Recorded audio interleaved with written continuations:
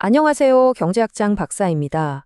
우리가 매일 보는 환율, 1달러에 1,300원이다, 1,400원이다 하는 이 숫자, 대체 어떻게 정해지는 걸까요?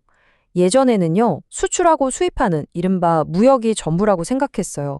하지만 지금은 전혀 아닙니다. 국경을 넘나드는 이 어마어마한 자산의 흐름이 환율을 움직이는 시대죠. 오늘 바로 이 현대국제금융의 심장이라고 할 수 있는 자산시장 모형을 통해서 그 거대한 돈의 흐름을 한번 제대로 파헤쳐 보겠습니다. 준비되셨나요? 자, 여러분, 한번 생각해 보세요.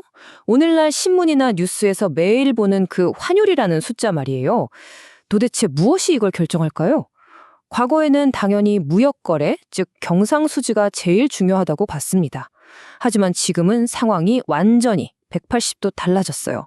전 세계적으로 하루에 움직이는 자본의 양은요, 무역 거래량을 그냥 압도하는 수준이 아니라 상상도 못할 정도로 거대하고 그 속도는 거의 빛의 속도에 가깝습니다. 이런 시대의 예전 이론만 가지고 현실을 설명하려는 건 좀 무리가 있겠죠? 그래서 오늘 우리는 이 거대한 자본의 움직임을 제대로 이해하기 위해서 단계별로 한번 탐험을 떠나보려고 합니다. 먼저 왜 새로운 생각의 틀, 즉 패러다임이 필요한지부터 짚어볼 거고요. 그리고 가장 기초가 되는 신축 가격 통화 모형부터 차근차근 시작할 겁니다. 그 다음엔 현실에서 환율이 왜 그렇게 격렬하게 움직이는지, 그 비밀인 오버슈팅 현상을 풀어볼 거고요.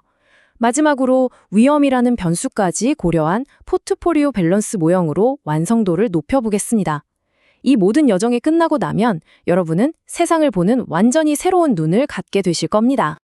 자, 첫 번째 장입니다. 환율을 결정하는 생각의 틀, 이 패러다임 자체가 어떻게 바뀌었는지부터 확실하게 짚고 넘어가죠. 핵심은 정말 간단합니다. 이제 주인공은 물건을 사고 파는 상품이 아니라 돈 그 자체인 자산이라는 겁니다. 주식, 채권, 예금 같은 이런 금융자산들이 국경을 넘나들면서 환율을 쥐고 흔드는 시대가 온 거죠. 교수님, 질문 있습니다. 그럼 저희가 예전에 배웠던 먼델 플레밍 모형 같은 건 이제 쓸모가 없는 이론인가요? 아주 예리하고 좋은 질문이에요. 그게 쓸모없다기보다는 시대가 바뀌었다고 보는 게 더 정확해요.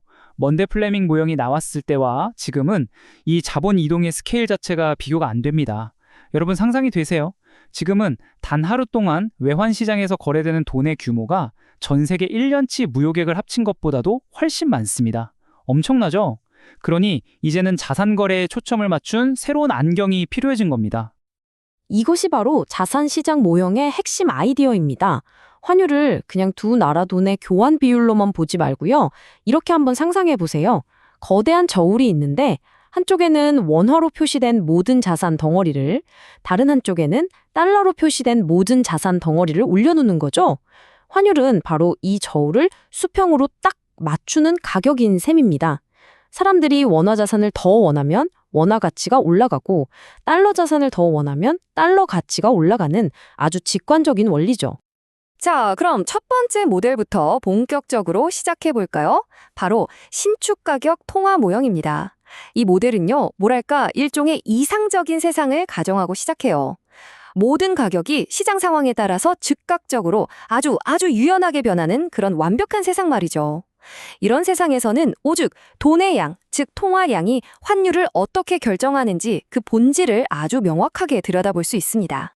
이 모형은 각 나라의 화폐 시장, 즉 돈 시장에서부터 출발합니다.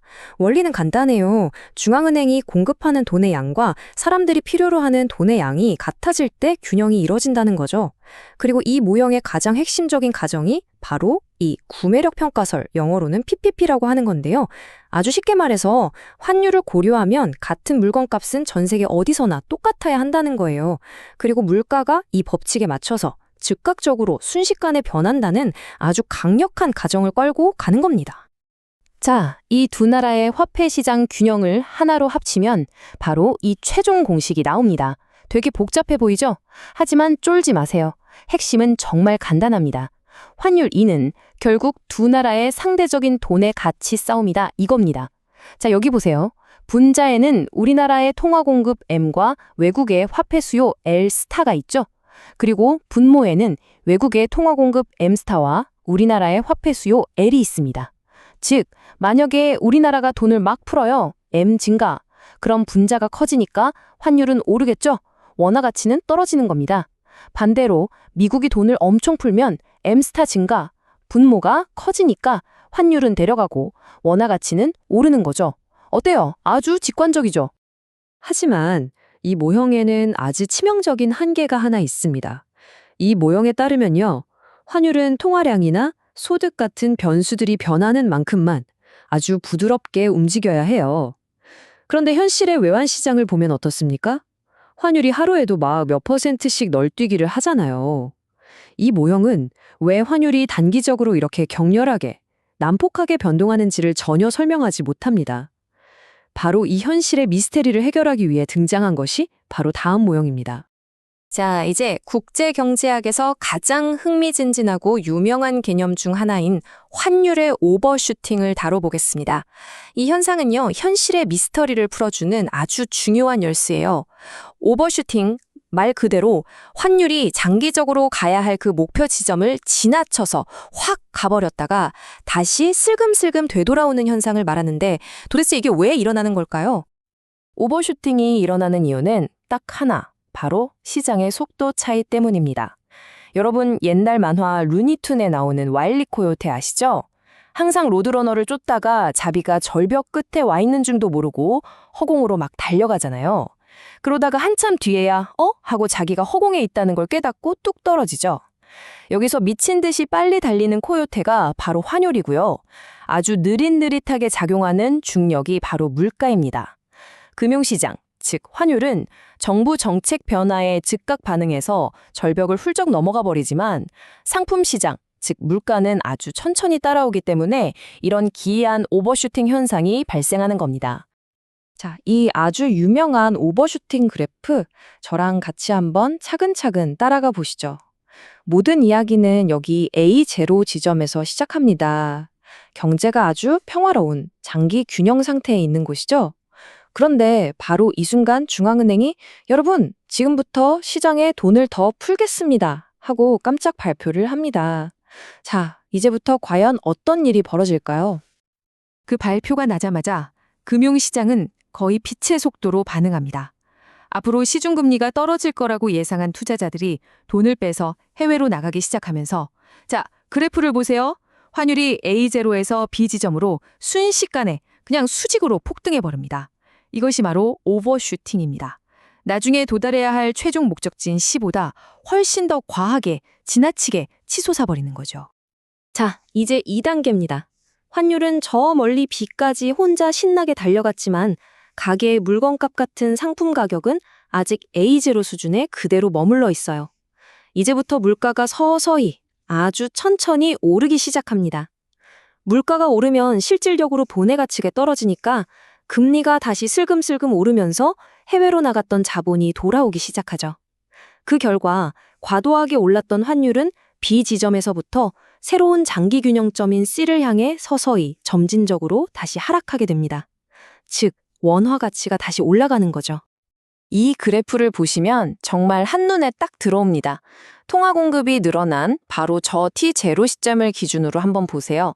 왼쪽에 있는 물가 그래프는 아주 완만하게 스무스하게 상승하죠. 하지만 오른쪽에 있는 환율 그래프를 보세요. 순식간에 하늘로 솟구쳤다가 이게 바로 오버슈팅, 그 이후에 새로운 균형점을 향해 서서히 내려오는 모습이 보입니다. 바로 이 속도 차이가 현실의 그 격렬한 환율 변동을 만들어내는 비밀이었던 겁니다. 그런데 여기서 한 가지 의문이 생깁니다. 지금까지 우리가 본 모형들은요, 사실 한국 채권이나 미국 채권이나 수익률만 같으면 그냥 똑같은 자산으로 취급했어요. 하지만 현실이 정말 그런가요? 아니죠. 나라마다 환율이 변동할 위험도 있고 정치적인 위험도 분명히 다른데 말이죠. 바로 이 위험이라는 아주 중요한 변수를 모형 안에 포함시킨 것이 포트폴리오 밸런스 모형입니다. 훨씬 더 현실에 가까워진 접근이라고 할 수 있죠. 이 슬라이드가 두 모형의 차이를 아주 명확하게 보여줍니다.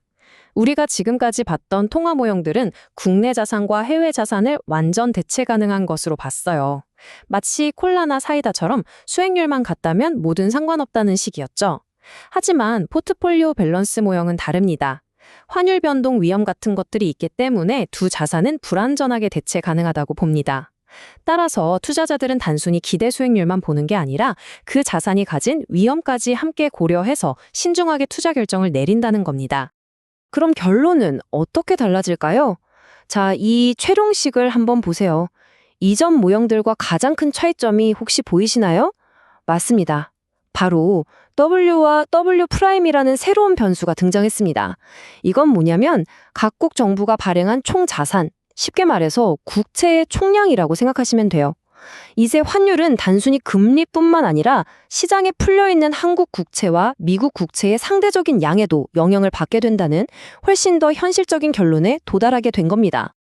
여기서 정말 중요한 정책적 시사점이 나옵니다. 바로 정부의 정책이 환율에 직접적인 영향을 미칠 수 있다는 건데요. 예를 들어서 중앙은행이 시중에 풀려있는 국채를 사들이는 공개시장 조작을 한다고 해보죠. 그러면 시중에 유통되는 국내 자산 W의 양이 줄어들겠죠? 그럼 방금 본 수식에 따르면 이것은 국내 자산의 가치를 높여서 환율을 하락시키는, 즉 원화 가치를 상승시키는 효과를 가져올 수 있다는 겁니다. 이전 모형들에서는 전혀 볼 수 없었던 아주 중요한 분석이죠. 자, 오늘 정말 복잡하고 어려운 이론들을 많이 다뤘습니다. 머리가 조금 아플 수도 있지만 절대 좌절하지 마세요. 여러분은 오늘 이 복잡한 세상을 분석하는 아주 강력한 무기들을 여러 개 얻으신 겁니다. 이 이론들이 우리에게 어떤 새로운 시각을 주는지 한번 정리하면서 마무리해 보겠습니다. 오늘 배운 내용을 통해서 우리는 이런 슈퍼파워를 얻게 됐습니다. 첫째, 신축 가격 통화 모형을 통해서 장기적으로 환율이 어디로 갈지는 결국 돈의 양에 달려 있다는 큰 그림을 보게 됐고요. 둘째, 오버슈팅 모형으로 뉴스에 나오는 환율의 그 격렬한 움직임이 단순한 혼돈이 아니라 나름의 논리를 가지고 있다는 걸 꿰뚫어 볼 수 있게 됐습니다. 마지막으로 포트폴리오 밸런스 모형을 통해 정부 정책이나 투자자들의 심리가 환율에 어떻게 영향을 미치는지 분석할 수 있는 아주 날카로운 시각을 갖게 된 거죠. 맞습니다. 국제 경제학 어렵게 느껴질 수 있어요.